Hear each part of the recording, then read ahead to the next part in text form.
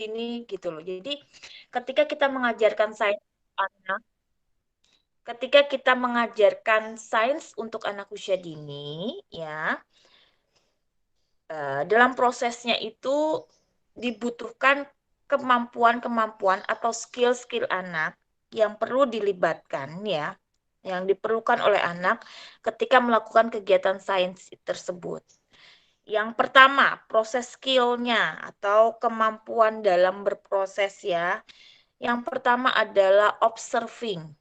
Observing itu sama saja apa?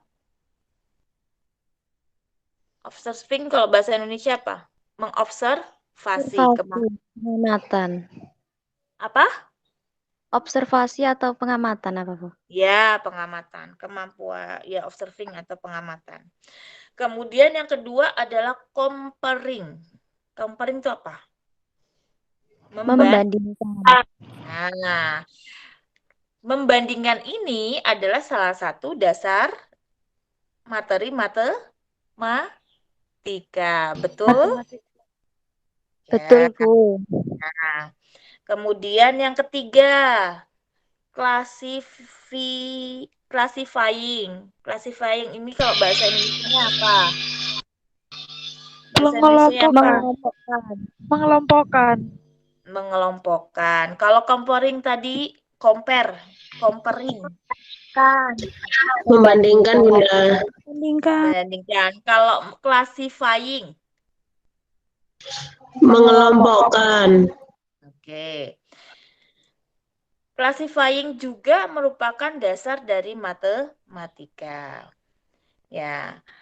Classifying sama comparing itu saling berkaitan. Karena apa? Ketika kalian menyuruh anak untuk mengelompokkan, ada unsur comparing enggak ketika dia melakukan kegiatan mengelompokkan? Ada. Ada, Bunda. Ya kan? Nggak bisa lepas. Karena ketika kalian menyuruh anak gitu, ya, pilih balok kuning, masukkan ke ember kuning, balok merah ke ember merah. Di situ dia ada proses, walaupun tugasnya adalah mengelompokkan, tapi di dalamnya ketika dia mengerjakan tugas tersebut, ada unsur anak itu melakukan comparing, mana yang warna merah, mana warna kuning. Paham ya? Paham ya?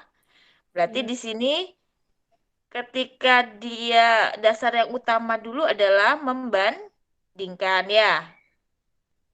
Paham ya? Paham, Bu. Istilahnya kalau membandingkan tuh gini loh. Dia tahu ciri-ciri dulu, ya, mengidentifikasi, berarti ya itu dasarnya berarti observing, ya.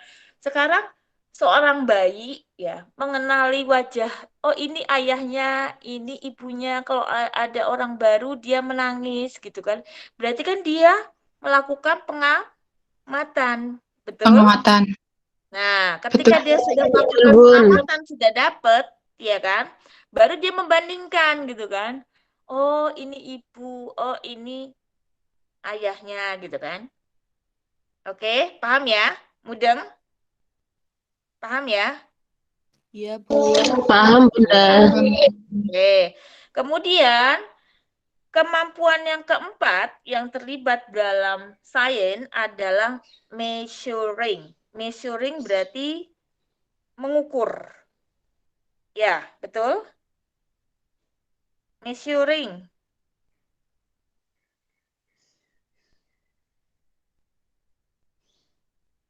Measuring.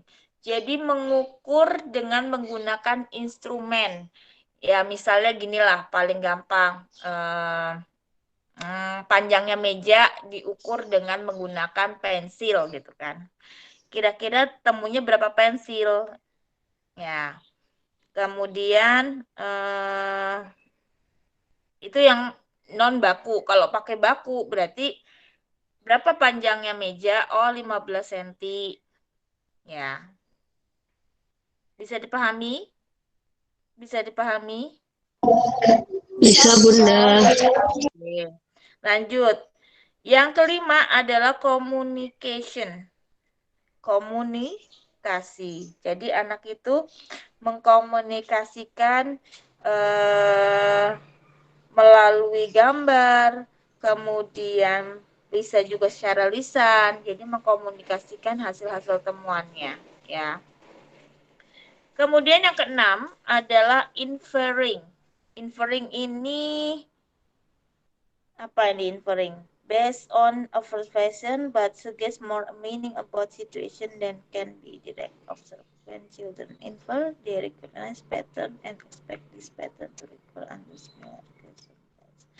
Oke, ini inferring nanti kita cari lebih lanjut lagi ya, karena mohon maaf Bu Ida sudah lama nih ya nggak baca buku ini lagi, jadinya harus di recalling lagi ya. Nanti Bu Ida fotokan untuk bagian part ini ya, yang untuk inferring Bu Ida nggak bisa menjelaskan saat ini ya. Kemudian yang ketujuh adalah predicting. Kalau predicting kan berarti memprediksi ya, memprediksi. Kemudian yang kedelapan adalah hypothesizing. Aduh susah banget. Hypothesizing atau hipotesis lah. Jika bla bla bla bla, maka bla bla bla bla. Kayak misalnya anak melakukan percobaan teh yang kemarin Wida sudah kasih sampel ke kalian. Coba diilustrasikan dengan anak. Kita sediakan teh, ya kan? Mereka bebas untuk memilih berapa jumlah kantong teh yang mereka mau gunakan, berapa jumlah takaran air yang mau mereka gunakan, berapa jumlah gula pasir yang mau mereka gunakan, dengan kita membuat lembar kerja anak yang dimana dengan lembar kerja anak itu mereka diberikan 4 pilihan. Jadi kalau misalnya teh itu pada teh itu ada A, pilihan yang A itu adalah satu kantong teh, B itu 2 kantong teh, C itu 3 kantong teh, D itu 4 kantong teh. Kemudian pada takaran air diilustrasikan pada gambar A itu hampir penuh ya. Jadi paling gampang ya hampir penuh lah, hampir penuh tapi nggak penuh banget. Kalau penuh atau memang kalian mau buat penuh, kalau kalian mau buat penuh nanti juga dia akan menemukan kalau misalnya itu dimasukkan kantong teh dan gula, air itu akan bludak. Tahu bludak nggak? Rasanya bludak. Akan keluar dari gelas. Tumpah. Ya, tumpah. Apa bahasanya kalian? Kalau bahasa Buddha bludak. Tumpah. Iya, tumpah. Meluber, Bu. Ya, tumpah. Kalau bludak itu bahasa apa ya? Bahasa Jakarta atau bahasa apa? Bu Ida nggak tahu. Ya, dia akan amber. Amber itu bahasa apa? Bahasa Jawa apa bahasa apa? Bahasa Bahasa Jawa. Jawa, Bu. Jawa amber ya. Bahasa Jawa, Bu. Jadi ini tergantung kalian. Kalian juga mau mengenalkan konsep tersebut pada anak atau tidak. Tapi kalau misal memang kalian tidak mau sampai tumpah, berarti kan airnya itu digambar itu di kira-kira berapa senti sebelum sampai atas itu kasih kesannya itu air gitu, kalian kasih garis gitu loh ya. Kemudian yang B itu misalnya 3/4-nya. Kemudian yang C itu setengah gelas. Kemudian yang D itu ada 1/4 gelas. Ya. Terus yang berikutnya adalah gulanya. Untuk yang A misalnya gulanya cuma 1 sendok, B 2 sendok, C 3 sendok, D 4 sendok. Kemudian mengaduknya. Jadi ada gambar gambar gelas, kemudian ada sendok, terus kemudian sendoknya itu dikasih kayak semacam garis melingkar, ya, ada panah gitu, dikasih tanda panah. Kemudian di sampingnya tanda panah tersebut dikasih 3 kali, 4 kali, 5 kali, 6 kali. Punya ilustrasi apa yang Bunda sampaikan? Punya bayangan? Jelas? Jelas nggak gambar tentang mengaduknya? Iya, Bu, jelas. Oke, lanjut ya. Nah, setelah kita berikan LKA tersebut, nah, dan kita sediakan di meja, ya kan, airnya agak hangat aja, jangan terlalu panas. Jadi masih aman untuk ketika istilahnya kena tangan anak itu masih aman gitu ya. Jadi jangan air mendidih, plek kalian taruh di situ. Kalau Bu, boleh nggak air mendidih? Dengan satu syarat, pastikan itu menggunakan kelompok kecil dan pastikan selalu ada guru pendamping. Jadi gurunya itu mendampingi untuk menuangkan air panas tersebut. Kemudian anaknya ditanya, kamu mau menggunakan takaran mana? Oh, aku mau airnya setengah, Bu. Ya, anak itu disuruh untuk menandai setengah dan gurunya menuangkan air dengan takaran setengah tersebut. Jadi di gelasnya sudah kalian kasih garis-garis untuk memudahkan kalian gitu juga. Ya, garisnya pakai spidol permanen atau ya pakai spidol permanen lah, gitu ya. Tuh, punya bayangan ya seperti itu ya. Nah, sehingga ketika mereka jadi setiap kelompok, setiap anak Bu Ida yakin mereka punya istilahnya inisiatif sendiri-sendiri gitu loh ya. Nanti mereka akan menemukan ih kok tehmu warnanya hitam gitu sih, kok kok gulanya masih di bawah ya, kok punyamu udah hilang gitu. Jadi hal-hal itulah yang membuat jadi kayak semacam variasi, jadi suatu bahan diskusi gitu loh ya, yang membuat kita juga membantu kita untuk istilahnya mengajukan pertanyaan pada anak. Jadi kita kembalikan, kemudian kita bantu mereka untuk menyimpulkan, ya. Dan kemudian yang ke-9 adalah defining and controlling variable. Nah, ketika kita mendiskusikan, ketika mereka sudah melakukan eksperimen tersebut, kemudian kita panggil perwakilan ya, yang kita 3 apa 4 orang anak, kita kita yang sisanya itu kita dudukan di karpet ya, supaya bisa kelihatan gelasnya itu untuk mereka membandingkan. Nah, kemudian kita tanyakan pada mereka, ya kan, satu persatu. Tadi kamu menggunakan berapa kantong teh, berapa gula, berapa kali mengaduknya, kemudian bagaimana rasanya. Setelah setiap anak yang maju itu komen, kemudian kita tanyakan pada anak-anak yang duduk di karpet, ya. Yaitu kita tanyakan begini, teh siapa yang airnya paling banyak? Teh siapa yang warnanya paling pekat? Teh siapa yang rasanya tadi ketika cerita itu yang paling pahit? Nah, kira-kira apa penyebabnya ya teman-teman? Kok bisa? Apakah semua sama ini? Ya, rasanya, warnanya, airnya, jumlah takaran airnya apakah semua sama? Nah, jadi kita kembalikan kepada teman-teman yang secara dalam kelas ya. Setelah itu pasti mereka membuat, nah kita giring ke arah kesimpulan. Tapi biarkan mereka berpendapat dulu. Ya, ketika mengapa sih punya ini lebih pahit? Kira-kira apa penyebabnya? Terus kenapa punya A warnanya lebih gelap? Kira-kira apa penyebabnya? Terus kenapa tehnya si B warnanya coklat terang? Kira-kira apa penyebabnya? Jadi hal-hal yang apa yang mereka lihat secara faktual di depan itulah yang kita ajukan pada mereka. Bisa dipahami? Bisa dipahami? Bisa, Bunda. Oke. Punya bayangan ya? Punya bayangan? Iya. Oke. Punya, Bunda. Oke. Lanjut. Sudah? Jadi kenapa matematika sama sains itu saling berkaitan? Karena ada beberapa dasar dari matematika yang otomatis diperlukan ketika anak melakukan sains, itu pasti otomatis diperlukan. ya.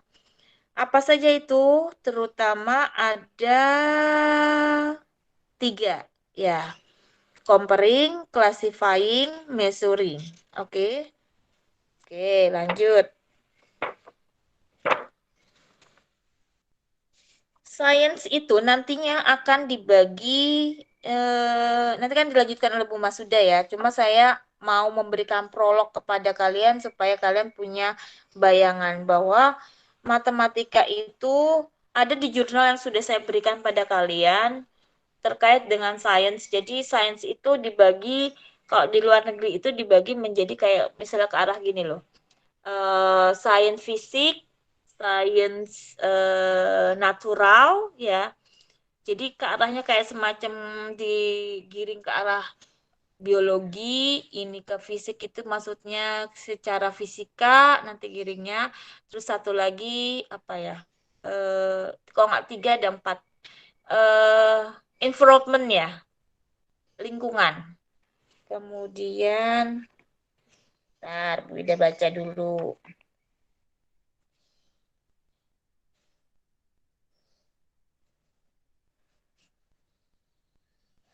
The Basic of Science 47 tadi.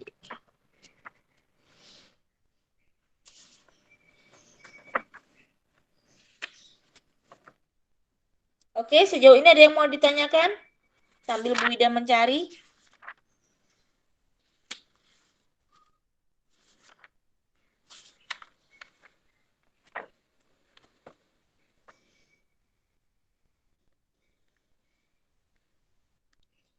Nggak ada yang bertanya? Waduh, cepat sekali ternyata waktu itu. Oke, ini bisa nggak kebaca dengan gambarnya, kelihatan nggak dengan jelas? Kelihatan, Bu. Ya, ini adalah salah satu grafik yang istilahnya dipancing oleh guru dengan tema adalah cuaca, ya, weather. Jadi anak itu diminta untuk satu persatu untuk apa sih istilahnya? Siapa yang suka cuaca salju, siapa yang suka cuaca panas, siapa yang lebih suka cuaca apa gitu ya. Jadi mereka satu persatu untuk mengisi apa semacam bagian statistik, nanti ketemunya seperti ini kurang lebih. Ya, satu kelas. Ya. Jadi kurang lebih kalau mau mengajarkan anak tentang grafik dengan menggunakan ilustrasi gambar, ya.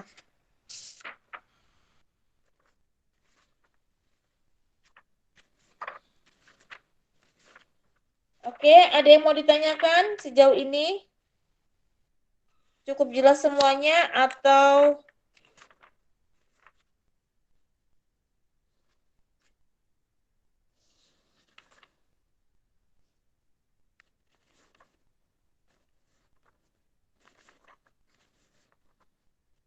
ini fotokopiannya sudah nggak begitu jelas. Jadi ini kopi, ketemu kopi lagi.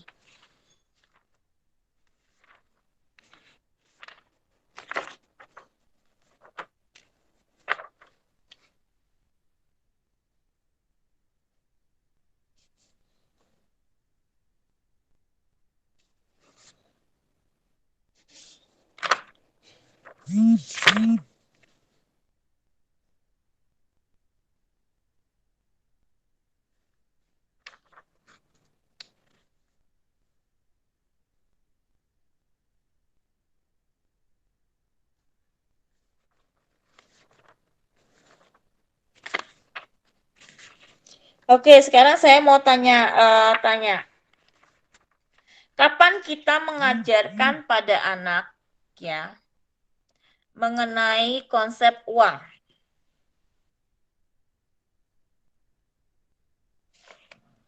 Kapan kita mengajarkan anak mengenal konsep uang? Ketika apa?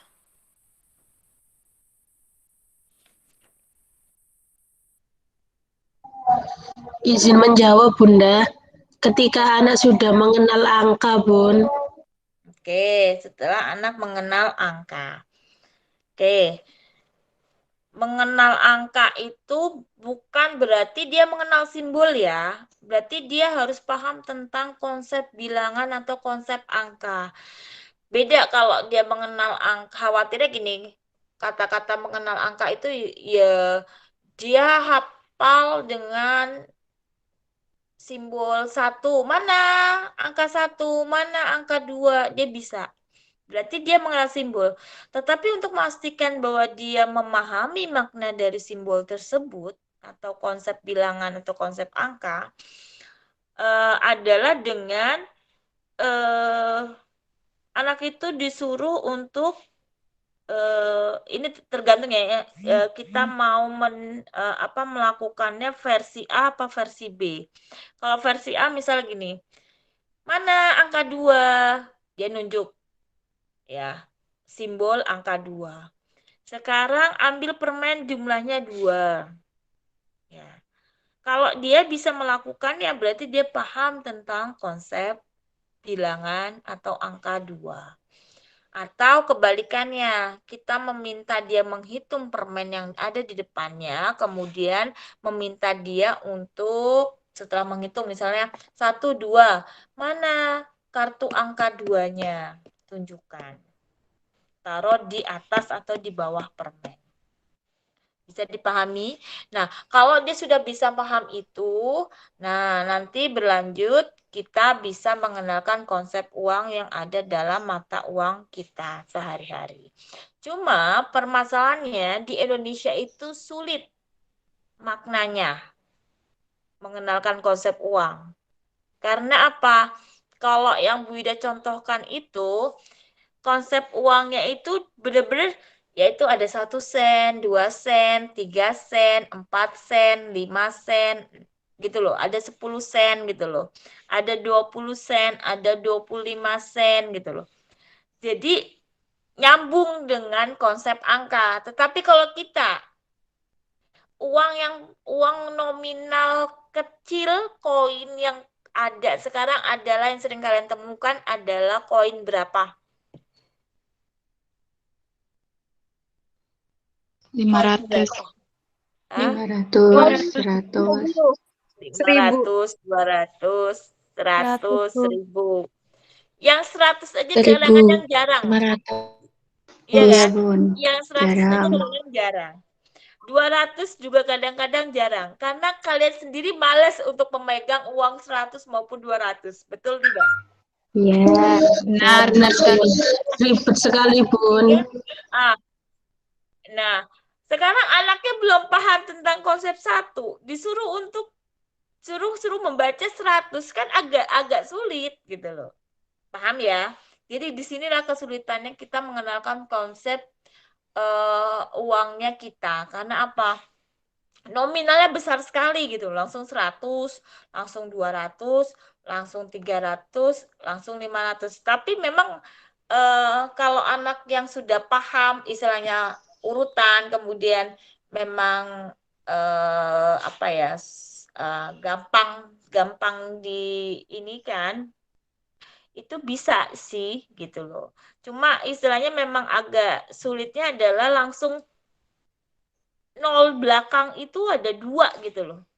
Tidak, bukan dari satuannya enggak satuan bener-bener satuan gitu loh. Ada poin, ada Rp1, ada Rp20 gitu loh. Kan kalau misalnya seperti itu kan akan lebih memudahkan.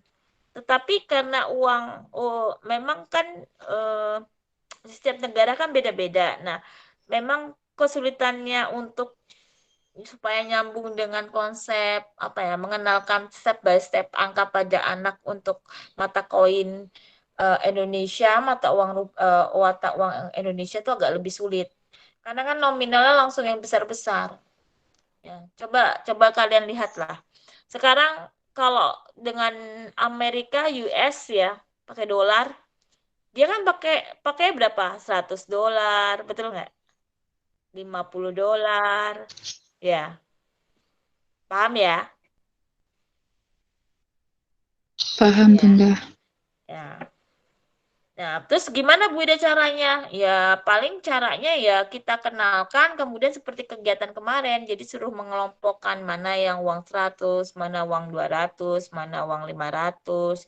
Kemudian cuma kita arahkan supaya istilahnya, kalau kalian beli es krim, berapa biasanya uang yang kalian bawa? Cuma seperti itu caranya. Jadi dengan aktualitas apa ya, kehidupan mereka sehari-hari.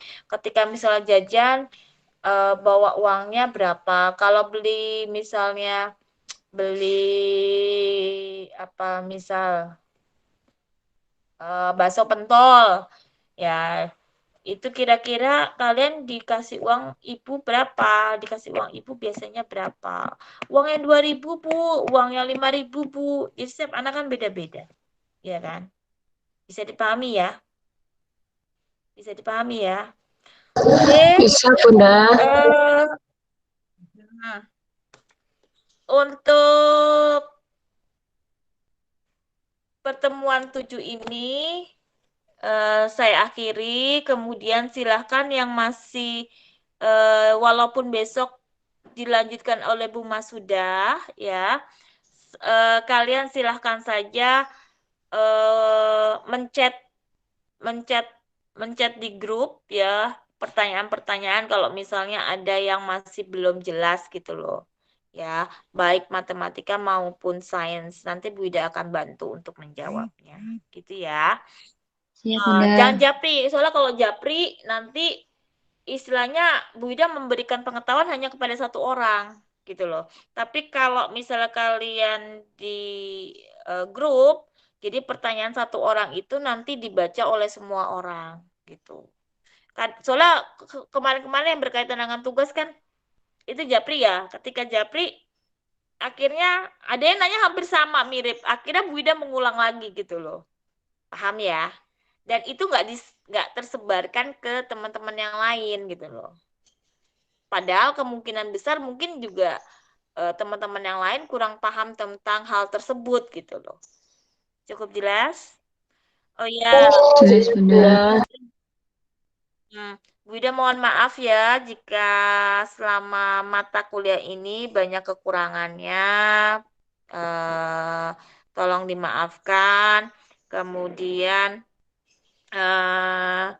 apa untuk ujian tengah semesternya tetap harus tetap ada 5 soal atau 3 soal nanti belum Bu Ida buat ya, nanti Bu Ida akan sharekan kepada kalian ya. Ini tetap harus saya lakukan walaupun sebenarnya tugas kalian sudah cukup untuk apa ya, saya mendapatkan nilai, tetapi dari segi manajemen administratif tetap harus adanya ujian tertulis. Bisa mohon kiranya kalian pahami itu. Ya. Iya, Bunda. Sekian kiranya, mohon maaf lahir batin. Terima kasih. Assalamualaikum warahmatullahi wabarakatuh. Waalaikumsalam warahmatullahi wabarakatuh. Terima kasih Bunda.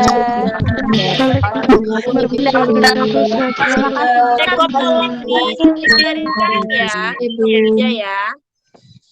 Baik ya Bu. Siapa itu yang merekod tadi, lupa Bu Ida. Mbak Dwi, Bunda. Iya, Ya. Bu. Terima kasih. Ya, Mbak Dwi, nanti tolong kasihkan Bu Ida. Oke. Iya, Bunda. Dah, assalamualaikum warahmatullahi wabarakatuh. Saya Waalaikumsalam, Bunda. Terima kasih Bunda.